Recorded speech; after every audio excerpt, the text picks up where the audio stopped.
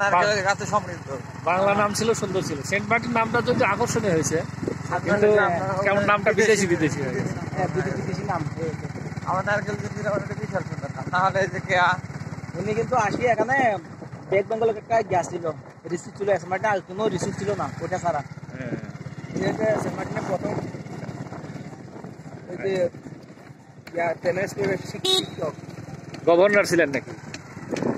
Governor নাকি যেন বলে, উনি শিক্ষক ছিল, শিক্ষক।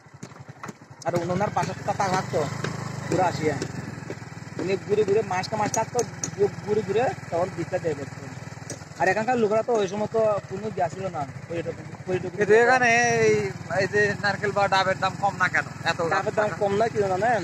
পর্যটকদের জন্য সমস্যা হয়েছিল এখানে এবছরে একটা ইয়ে হয়ে গেছিল, মানে ঋতুটা পাল্টে গেছে।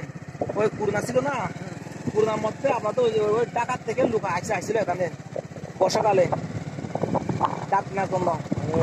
এখান থেকে ডাবগুলো কিনা সবগুলো ডাকাত নিয়ে ওইদিকে বিক্রি করছে। এখান থেকে কিনছে 10 টাকা, কেরিং করছো টাকা পৌঁছতে বলে নাকি 25 টাকা 26 টাকা খরচ হয়ে যায় টাকা পৌঁছতে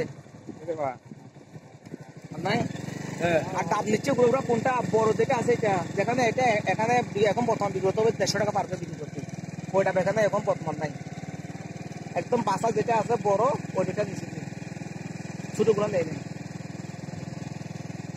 দৈনিক ডাব নেওয়া গেছিল পুরা সেন্ট মার্টিন থেকে প্রায় 15 থেকে 20,000 মতো ডাব প্রতিদিন।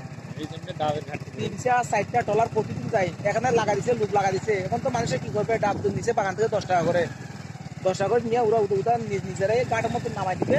8 টাকা করে বাজার দিচ্ছে এখানে সেন্ট মার্টিনের ডাব, যেটি গাটা 8 টাকা বাজার দিচ্ছে।